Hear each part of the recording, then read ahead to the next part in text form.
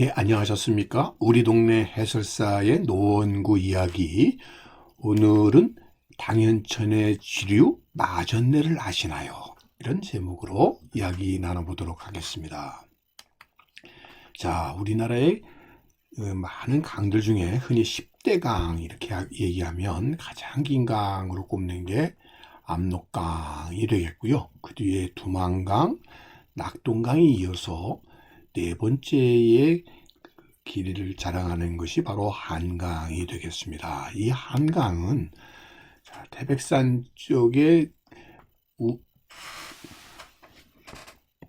금대봉 검룡소에서 발원했다고들 얘기를 하고 있고요.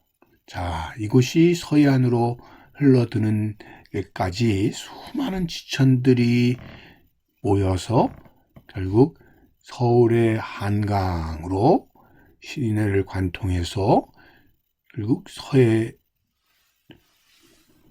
조강에서 임진강과 만나서 서해 바다로 이렇게 흘러들게 됩니다. 자, 이렇게 흘러드는 한강의 서울에서의 모습을 보게 되면 1915년도의 모습과 오늘날의 모습을 이렇게 비교해 보면, 첫째는 한강이 많은 섬들이 없어지고 대부분 직강, 가능하면 강이 빠르게 흘러갈 수 있도록 이렇게 구불거리는 부분이 없어졌다는 점과, 두 번째 들을 수 있는 것이 한강으로 흘러들던 많은 지천들이 지금은 복개되었다는 점에서 큰 차이가 있겠습니다. 지금 서울에 이 지천에 해당되는 하천은 35개가 있는 것으로 알려져 있는데요. 자, 1915년도에 이 하천들은 다 생태 하천으로서의 기능을 그대로 하고 있어서 비록 계절에 따라서 그것이 건천, 마른 하천이 되더라도 이렇게 지상에 오픈이 되어 있는 상태로 하천의 모습을 갖추고 있었던 것이죠. 지금 오늘 다루게 되는 이 노원구의 당현천도 그 당시의 모습을 보게 되면 이렇게 자연 생태하천으로 그대로 드러나 있음을 확인해 볼 수가 있습니다. 그랬던 것이 1999년도에 수계망도에서 당현천을 다시 확인해 보면 지금 이렇게 빨간 선으로 표시되어 있는 이 지역이 당시에 이미 복개가 되었다는 것을 확인해 볼 수가 있습니다. 자, 이 주변이 이렇게 복개하천으로 이루어져 있었고요. 그러다 보니까 당현천 총 연장 6.1km 중에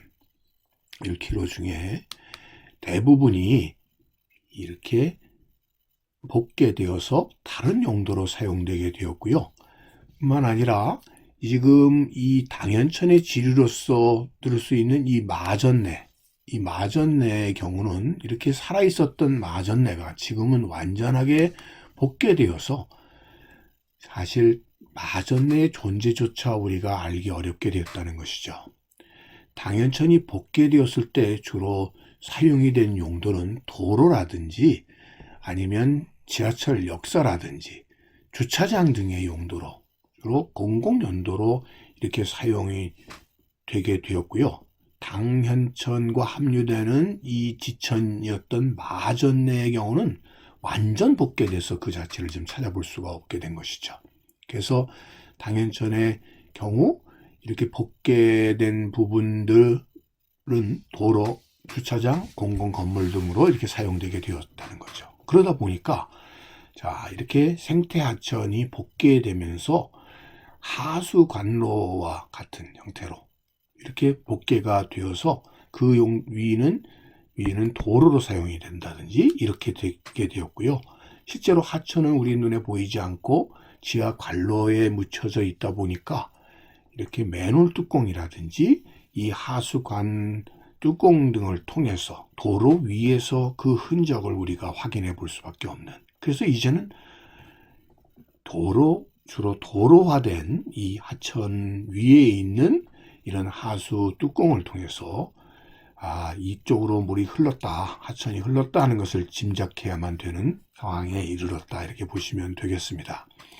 자, 당고개 쪽에서부터, 수락산 당고개 쪽에서부터 발현했다고 그래서 당연천이라고 불려져 왔었던 당연천의 유래를 이 노원구청에서 이렇게 소개하고 있는데, 이 당연천의 역사에 새로운 계기를 만들었던 것이 2009년도의 당연천 통수식이 아닐까 싶습니다. 이것은 2003년도부터 시작을 해서 2005년도에 완성이 된 청계천의 복원과 그 성격을 같이 하는 예라고 보시면 되겠습니다. 즉, 인공적으로 물을 흘려서라도 당연천을 연중 흐르는 하천으로 이렇게 복원하려고 하는 노력이 이루어져서 이제까지 건천이었던, 계절에 따라서 비가 오지 않으면 물이 흐르지 않던 개천을 이제는 연중 물이 흘러서 보시는 것과 같이 이렇게 시민들의 생태 공원으로서 이렇게 바뀌어 나가서 이야기가 있는 친환경적인 생태하천으로 새롭게 탄생시켰다는 점이죠. 그래서 이제 사시사철 이 당연천의 모습은 정말 우리 노원구가 자랑할 만한 아름다움으로 이렇게 자리 잡게 되어서 여름철이 되면 이런 종이배 띄우기 같은 이런 물축제도 행해지게 되고, 또 다른 계절에는 조명 등을 이용해서 시민들의 중요한 휴식 공간으로 이렇게 활용이 되게 됨에 따라서 노원구가 매년 주최하고 있는 이 사신 공모전에서도 늘 이 당연천을 주제로 하는 작품들이 수상을 할 정도로 오늘날 이 당연천의 모습은 아름다운 이런 하천의 모습으로 복귀되게 되었다, 이렇게 볼 수 있겠습니다. 자, 이 공모전에서 수상한 작품들을 좀 보도록 하겠습니다. 자, 야경의 모습들, 또 당연천을 끼고 있는 주변 아파트 단지, 이런 생태 하천과 더불어서 더욱 삶의 여유로움이 묻어나는 이런 도시의 모습들을 보여주고 있고요. 또 이러다 보니까 노원구 자체가 당연천을 중심으로 해서 노원 달빛 산책과 같은 다양한 테마야 프로그램들을 이렇게 전개해서 곳곳에서 조명과 함께 시민들이 이 당연천을 즐길 수 있도록 하는 이런 행사들이 계속되고 있는 것이죠. 한편으로 이 당연천의 지류였던 마전내는 사실 이 당연 2교에서 당연천과 만나게 되는데 바로 이 부분입니다. 실제로 여기는 완전 복개가 되어서 이제는 하수 관로의 역할을 하고 있는 실정에 이르고 있는 것이죠. 그래서 지금 이 당연 2교에서 만나게 되는 데까지 지금 지상에서는 이 마전내의 모습을 찾아보기 어렵게 됐고요. 사실상 이 마전내라고 하는 명칭의 유래조차도 오늘날 정확하게 알기 어려울 정도로 이제는 잊혀진 하나의 지천이 돼버리고 말게 된 것이죠. 중계 아파트, 벽산 아파트에서부터 이 당연 2교까지 흘러드는 이 마전내.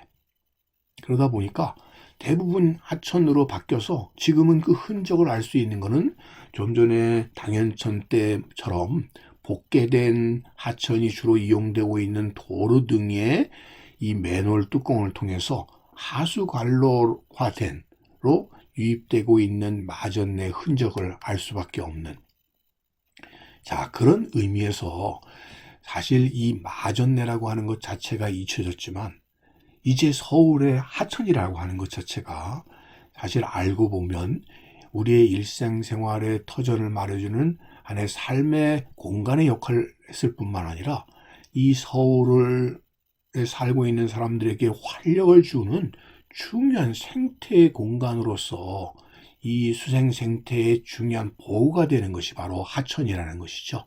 그래서 이제까지 편의상 이렇게 복개해서 다른 용도로 쓰던 하천들이 이제는 점차 되돌려져서 생태 하천으로 복원되는 것도 결국 이 하천이 주는 소중한 생명력 때문이 아닌가 싶습니다. 그런 의미에서 이제는 잊혀져가는 마전내를 우리가 기억하고 이것을 생태 하천으로 되돌리기 위한 나름의 노력이 필요하다라는 점을 꽃밭을 가꾸는 김 선생이 전해드렸습니다.